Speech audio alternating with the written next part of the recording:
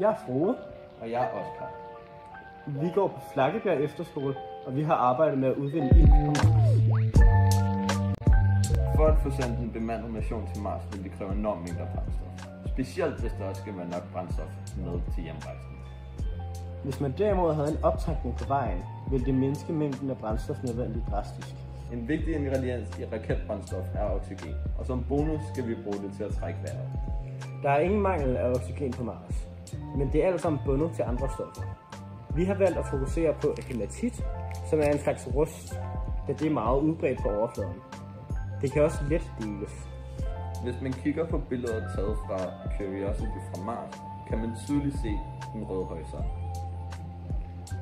Da vi prøver at dele rust til dens grundstofkomponent, virker termisk dekomponering som en sandsynlig god løsning.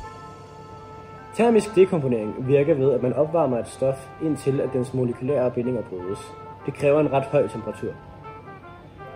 Når man dekomponerer hæmatit, så først bliver det til magnetit, og så bliver det til gristit, og så bliver det til ren jern til sidst.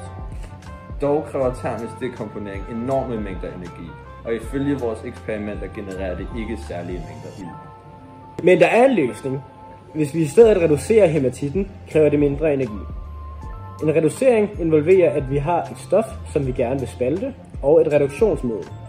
Reduktionsmidlet har lettere ved at binde sig til ilten i stoffet, og det gør, at det kræver mindre energi at spalte det. Vores idé er at reducere rust med brint. I modsætning til den mere traditionelle løsning med kulilte, vil denne reaktion danne H2O. Vand er nemt at spalte tilbage til hydrogen og oxygen, og så får man hydrogen tilbage som bonus, hvilket gør vores reaktion vedvarende.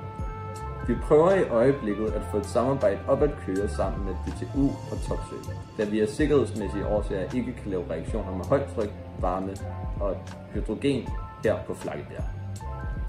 Ild på Mars! Yeah!